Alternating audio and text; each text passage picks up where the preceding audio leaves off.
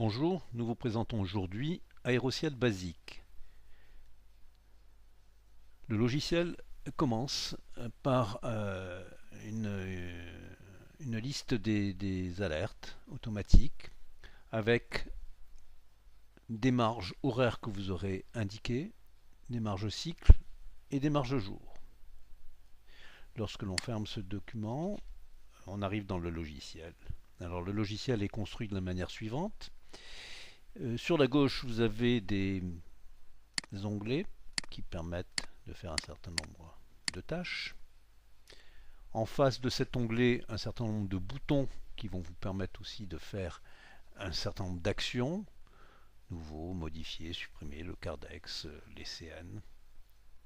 Et puis tout à fait en haut, vous avez ce que l'on appelle des menus déroulants qui vont permettre de faire un certain nombre de tâches.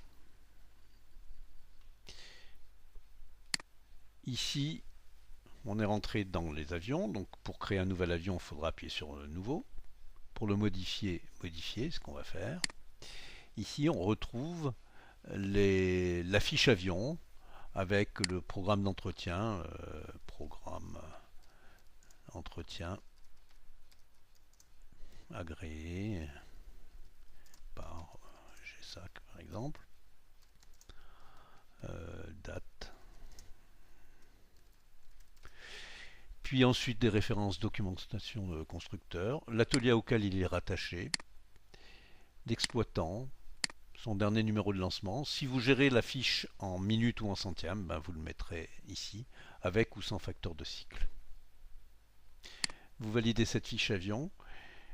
Derrière, on va se retrouver avec trois éléments que l'on appelle des supports, que sont la cellule, le moteur et l'hélice. Alors bien entendu, dans le cas d'un bimoteur, il y aura la cellule bien entendu, mais le moteur gauche, le moteur droit, l'hélice gauche, l'hélice droite. Voilà. Donc chaque élément qui est relatif à un support a un certain nombre de cardex, a un certain nombre de CN. Donc tout ceci, si on veut voir les cardex de la cellule, on appuie sur le bouton cardex et là on retrouve tout son cardex. Alors, qu'est-ce qu'on trouve dans ce cardex? On va retrouver bien entendu toutes les CN répétitives qui sont ici, qui auront été mises automatiquement. Puis ici, en fonction de votre programme d'entretien, vous aurez bâti les visites qu'il y a lieu de faire, les visites horaires, les visites annuelles. Et puis ensuite, toutes les pièces qui ont un intervalle de durée, soit horaire, soit calendaire, soit par cycle. Voilà. De la même façon, alors on va rentrer peut-être je vais sortir, je vais vous montrer quand même le moteur, par exemple, sur le moteur. Si je me mets sur Cardex, le moteur est un moteur Tillert. On va le modifier pour voir. Voilà, donc comment est fait une fiche Cardex? Eh bien, on vous rappelle ici l'immatriculation et le support, puis ensuite son part number, le nom du cardex, son serial number si vous l'avez, le code d'opération si c'est part, donc il s'agit d'une pièce détachée, part number, part, si le motif, donc si c'est un remplacement ou si c'est autre chose, révision, overall, vérification. Ici, vous pouvez mettre un lien de feuille d'émargement en PDF. Ce seront des éléments qui vont s'imprimer si vous le mettez dans le répertoire. Ce sont des éléments qui pourront s'imprimer au moment du lancement. Référence de documentation, observation. Donc tout ceci, c'est les généralités. Vous avez ensuite des opérations, deux éléments qui sont importants. Les opérations sur support, à quel moment le moteur a-t-il été monté? Donc à quelle heure de cellule, à quelle date il a été monté, et éventuellement son vécu installation. Si l'heure a fait 3 heures de banc, on va lui mettre 3 heures de banc par exemple, 3h30 même. Si on recalcule, ces heures seront cumulées dans les heures et on va retrouver son intervalle horaire et il lui restera, donc en fonction des heures faites, il lui restera 1445 heures 36 de potentiel. Voilà, donc on retrouve les heures, les cycles et la partie calendaire qui est exprimée ici en jours. Et donc vous avez un certain nombre de jours restants par rapport à une échéance et par rapport à une date de base qui est normalement celle du montage du moteur, mais qui peut éventuellement être différente. Voilà. Voilà pour ce qui concerne le Cardex. Notez que vous avez la possibilité de travailler avec un tableur de type Excel en exportant la totalité de vos fiches, et vous pouvez retravailler. Donc si vous préférez travailler sur un tableur, vous pouvez exporter ces fiches et les retravailler, puis ensuite vous pouvez les réimporter. Voilà, de la même façon que vous avez le Cardex, vous allez retrouver des AD et des CN. Les CN, donc moteur, vous allez les retrouver de cette manière ici, sachant que pour les retrouver, il faudra aller sur le site. Alors pour les retrouver, il faudra aller sur le site de l'EASA en cliquant sur ce bouton. Voilà, une fois qu'on sera sur le site, on va faire une recherche avancée. Voilà, il va nous donner donc une liste par ordre alphabétique. Je vais taper sur Technify. Alors, je cherche T. Voilà. Technify Motor. Voici. Ici, je vais pouvoir prendre la machine que je souhaite. Voilà, peut-être là. Et une fois que j'ai choisi, je fais chercher.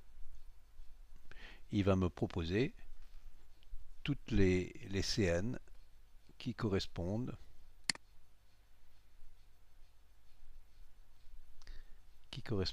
à ce moteur.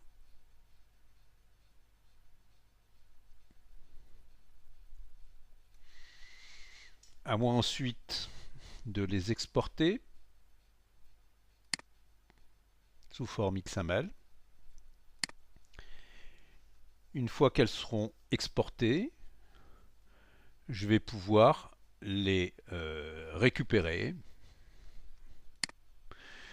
en faisant un import EASA. Et là, il va me demander quel est le nom du fichier que je veux importer. Bon, moi je l'ai déjà fait, donc je vais l'annuler, et c'est comme ça qu'il va pouvoir positionner toutes ces CN. Voilà, c'est donc très pratique. Alors, certaines CN vont être répétitives, c'est le cas par exemple de celle-ci, qui doit être faite toutes les 600 heures. Donc je vais rentrer dedans pour que vous puissiez voir comment elle marche. Donc ici, on va retrouver l'entête, l'immatriculation, le support, son numéro de CN, la désignation, elle est applicable ou pas applicable. Donc dans ce cas-là, on a mis qu'elle était applicable, mais elle aurait pu être non concernée par CN, non applicable par CN, par SN, pardon.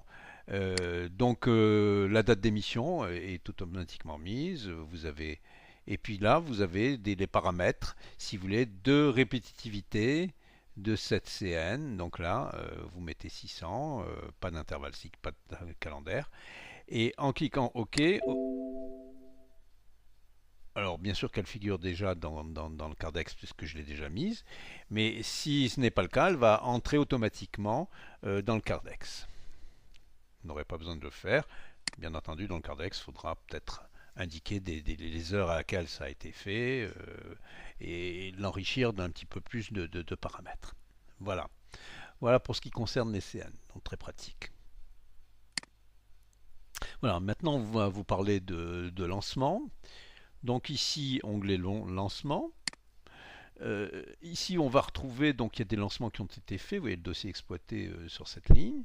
Et puis il y a un dossier en cours, alors je vais le remodifier. Voilà, je vais continuer. Donc bien sûr qu'il me signale que si je continue, je risque de perdre des informations. Ici, on détermine les heures, les cycles et les jours que l'on veut, sur lesquels on veut voir sortir les cardex. Donc c'est plus ou moins donc cette marge. Je valide. Alors là, il me supprime ce que j'avais fait auparavant, les heures que j'avais positionnées. À moi de les remettre ensuite. Puis, je clique sur mon bouton lancement. À ce moment-là, il me propose une liste de tâches à effectuer en tenant compte de mes paramètres que j'ai notés, donc de ma marge de 10 heures, de ma marge en jour de 20 et de ma marge en cycle de 30. Voilà. À partir de là, cette liste est établie. Je peux cocher ou décocher plutôt si je trouve que la marge est suffisante jusqu'à la prochaine visite et donc à ce moment-là je le décoche. Voilà, là notamment il me fait, donc je valide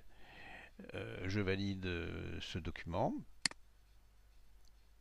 Alors il va m'imprimer l'état de lancement, le principal avec tous les éléments cellules, moteur, hélice.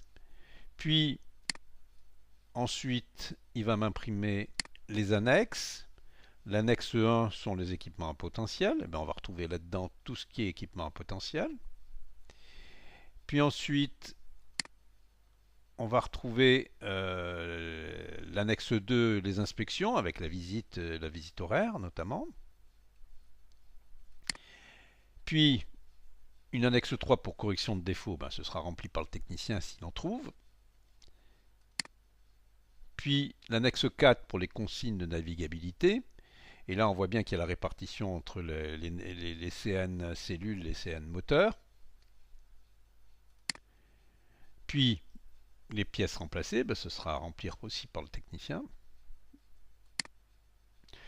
Enfin, les travaux supplémentaires, s'il y a eu travaux supplémentaires. Voilà, le lancement est terminé. On confie tout ça donc au technicien qui va être chargé de la maintenance. Puis, au bout d'un certain temps, quand il aura fini son travail, il va vouloir exploiter ce dossier. Donc, comment on fait l'exploitation? Donc, on se repositionne bien entendu sur le lancement sur la porte et on clique sur le bouton d'exploitation. Voilà, alors l'exploitation, après avoir rempli en haut l'entête avec le signataire, la date, les heures, l'heure d'APRS, on va retrouver tous les annexes que l'on a imprimées au moment du lancement et que l'on va compléter. Alors, ici on retrouve dans l'annexe 1 les équipements en potentiel. Si j'ai remplacé le filtre à carburant, je vais aller directement me positionner, je ne sais plus quelle annexe, voilà, l'annexe 4. Je vais ajouter, donc pour la première, l'item 1, je vais mettre donc la référence, je ne la connais pas, donc je mets un peu n'importe quoi. Je vais indiquer donc filtre à carburant. Voilà, je vais mettre son numéro de série, pareil, je mets un peu n'importe quoi. Et la conformité, pareil, je mets un peu n'importe quoi, puis la quantité. Voilà, je valide. Donc il va me l'indiquer sur ce système, cette page d'annexe. Je peux rajouter autant de pièces que je veux. Et l'intérêt de ceci, c'est que la pièce qui a été remplacée, le filtre à carburant, je vais le retrouver ici. Et ben, en cliquant sur la case repose numéro de série, ici, il va me donner toute la liste des pièces qui ont été sorties et je vais pouvoir l'assembler en disant le Cardex, la ligne de Cardex qui avait donc un numéro de série, bon là qui n'est pas noté, le filtre à carburant sera remplacé donc par cette nouvelle référence. Voilà. Alors, en annexe 2, on va voir comment on peut positionner du temps passé. Le temps passé, ici, on voit que normalement, il faut 3h30 de temps standard pour faire cette visite. Alors, on va choisir le technicien qui a fait la visite, supposons que ce soit Dupont, mais que lui, il a fait que 2 heures. Il a travaillé 2 heures en exécution. Voilà. Je sors. On va voir donc ici que Dupont, a bien travaillé en exécution sur 2 heures. On peut revenir sur cette feuille, sur cette fiche, en cliquant à nouveau sur temps passé pour positionner le temps d'une autre personne. Alors, supposons que De Chavannes ait travaillé sur ce dossier. Donc, on voit qu'il fait la différence, vous voyez, entre le temps consommé et le temps standard. Normalement, si on reste dans les standards, il a fait 1h30. On va le laisser comme ça. On va dire qu'il a fait en exécution, qu'il était en encadrement, qu'il est signataire à PRS et qu'il a contrôlé le travail.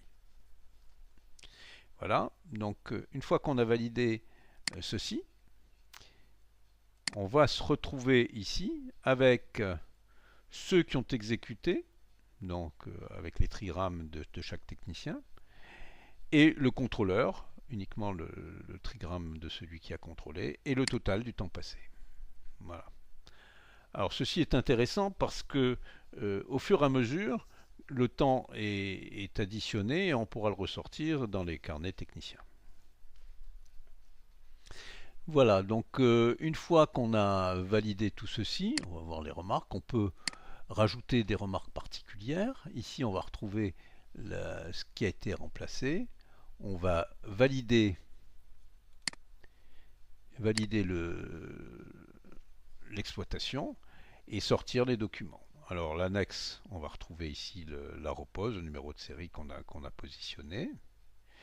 Puis l'inspection retrouve qui a travaillé et combien d'heures ont été positionnées. Puis ensuite les consignes de navigabilité qui ont été appliquées. Le filtre, les pièces qui ont été remplacées, on va retrouver le filtre à carburant. Et le récapitulatif, on va dire, de dossier de lancement, qui indique sur quelle annexe on a travaillé et les heures qu'on a positionnées. Pour la visite 50 heures, 3h30, le total. Et les signataires en bas du document. Puis ensuite, on imprime le CRS. Alors on aurait pu rajouter des remarques dans case 12 ou en case 13 ici, donc c'est paramétrable. Puis ensuite une étiquette pour la cellule dans laquelle on indique des remarques particulières s'il y en a, la pièce qui a été enlevée et celle qui a été remplacée avec son numéro de série. Les CN qui ont été effectués sont listés ici et tout à fait en bas vous avez la signature et les documents, puis la certification que le travail spécifié a bien été réalisé. Voilà, donc ça, l'intérêt c'est de le faire sur un papier autocollant, donc un A4 autocollant, et que l'on découpe, une fois qu'on a terminé, on le découpe à la hauteur, et ceci pourra se coller dans le carnet mécanicien.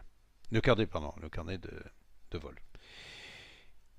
Voilà, donc on retrouve ensuite le carnet, l'étiquette pour le moteur et l'étiquette pour l'hélice. Voilà, alors ici à un moment donné, on va me demander si je veux valider ou non l'exploitation.